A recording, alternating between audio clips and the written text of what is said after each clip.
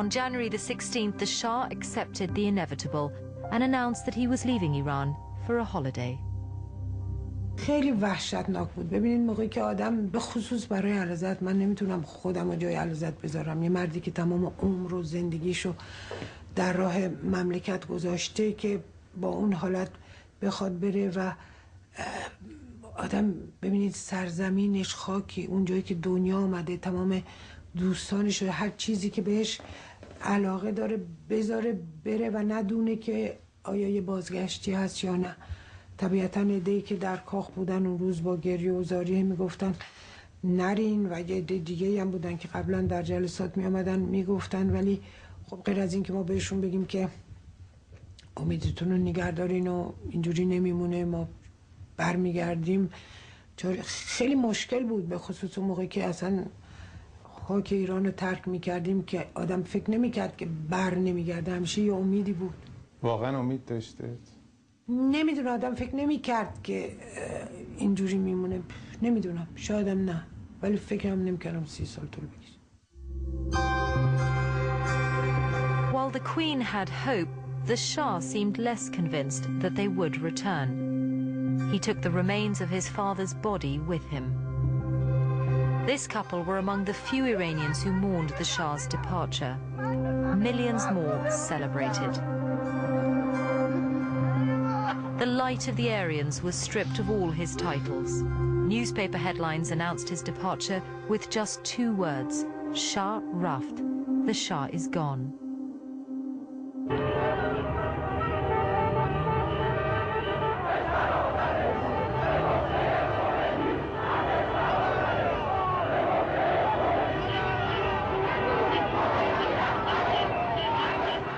The desk of the Empress Farah is still adorned with pictures of her family, although a palace aide said that one of the things she had taken with her was a collection of photograph albums.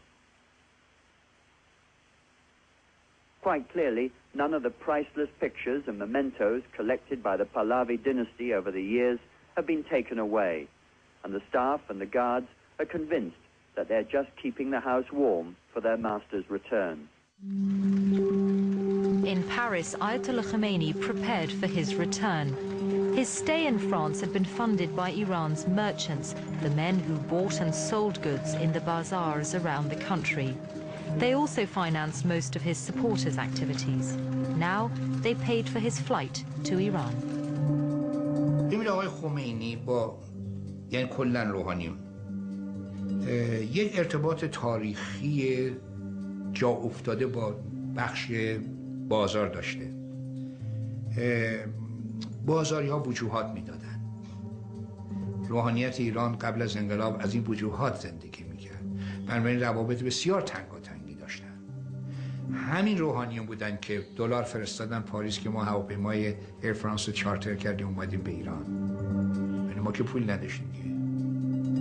Inside Iran, Hashim Sabaghyan had the task of preparing the country for the Ayatollah's return. He started by negotiating with the army and with Iran's national airline. رئیس هواپیمایی کشوری و اینا اومد، او قبول کرد که فرودگاه رو دقیقاً در اختیار ما بذاره، ساختمون فرودگاه. نیرو هوایی هم مأموریت پیدا کرد که باند نیرو هوایی و هواپیما و برج مراقبت با نیروی هوایی باشه. یه تیمساری رو فرستادن، با اونم من چندین بار مذاکره داشتم. اونا گفتن ما هواپیما رو سلامت میشونیم. اولم قرار بود هواپیما از اینجا جمهوری اسلامی بره اونجا، اونا اونجا صحبت کردن، دولت فرانسه گفته بود نه ما خودمون ایر فرانس رو میفرستیم و اینها اومد. While the negotiations continued, the country waited. The army added to the already surreal atmosphere by fighting an imaginary enemy in training maneuvers mounted for the world's press. The army remains unswervingly loyal to the Shah, and according to the commanders, they'll support the government of Dr. Bakhtiar with resolution, patriotism and discipline. By going to Iran himself, the Ayatollah is playing his trump card. It'll unite his angry followers there even more, and he believes it'll help them simply sweep away the fragile government of Dr. Bakhtiar, whom he's refused to meet or to recognize. And he called today on the Iranian army to refuse to obey its orders. ما هواپیمای ایر فرانس رو چارتر کردیم و بهش هم سفارش کردیم که بنزین به اون اندازه بگیری که بتونه بره ایران و برگرده بدون بنزین گیری. خب هواپیمای بزرگی بود، یه تعدادی از همین ایرانیایی که بودن همه همراه آمدن، یه حدود 100 نفر ما خبرنگاران با ما بودن که خب اینا مایل بودن خودشون با ما بیان، ما استقبال کردیم. البته بعداً من ایراد گرفتن، گفتن شما خبرنگارا غیر اخلاقی عمل کردید، برای اینکه گفتید خبرنگارا بیان اونجا بشن ضامن برای اینکه ما رو نزنن. خب ما که نگفته بودیم شما بیاید، خودشون داوطلب شدن، ما استقبال کردیم. ولی پشت ذهنمون بود که خوبه چرا استقبال کردیم، مجانی برایشون داریم بیاریم ایران. عاشق چشم ابروشون که نبودیم، که گفته بودیم یک اونا میخوان با ما همراه باشن، ما میخوایم یه سیف چیزی داشته باشه، تضمینی باشه. خب وقتی که اونا تو هواپیما بودن، هواپیما رو نمیزدن، چون خبرهای زیادی ما داشتیم که ممکنه هواپیما رو در بالای فضای ایران بزنن.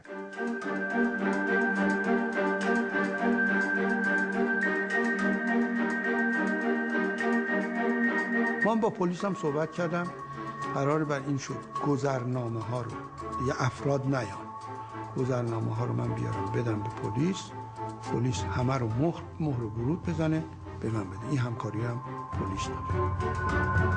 After his 15 years in exile, rejecting every effort at compromise, the Ayatollah has planned his return with masterly timing. He's come back to a country which has been without effective government for months, and he intends to provide the effective government himself. Its main inspiration would be religious.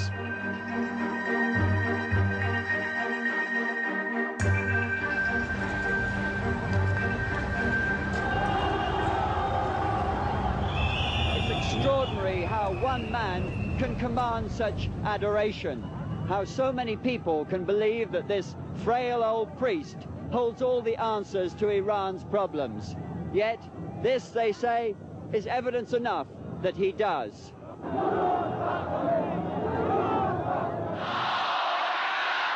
Ayatollah Khomeini delivered his first speech on home soil in Tehran's largest cemetery.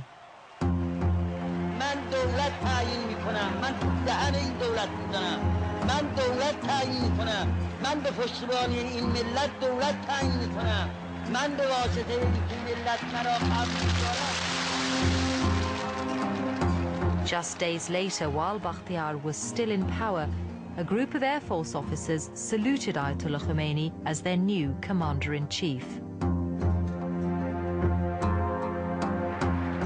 The Ayatollah then named his own Prime Minister, Mehdi Bazargan, to head a new government. Like the Shah before him, Bakhtiar turned to the Israeli intelligence service, Mossad, for advice. במהלך השבועות של ההידרדרות פנו אלינו כל מיני גורמים, אל המוסד המהולל, וביקשו לעשות משהו עם חומייני, להסיר אותו מסדר היום. וברור למה הם התכוונו. ואנחנו חשבנו שעם כל הכבוד אנחנו לא שוטרים של העולם, ואם יש לאיראנים בעיה שיטפלו בה בעצמם. 4 ימים לפני המהפכה הלכתי ופגשתי את ראש הממשלה האחרון, שפור בכתיאר, בעניינים שהוא ביקש לשוחח איתי. בין השאר שוחחתי איתו על המצב ואמרתי לו שאני ממונה על תוכנית החירום של הישראלים ואיך הוא רואה את המצב. הוא היה כמו דון קישוט, חזק, אל תדאגו, הכל יהיה בסדר, אם רק הייתם יכולים לעשות משהו עם חומייני. On the morning of the 11th of February 1979, Bakhtiar waited for a planned meeting with his army commanders. They never showed up. Shortly after 12 noon, the army announced its neutrality in the battle between the Shah and the people.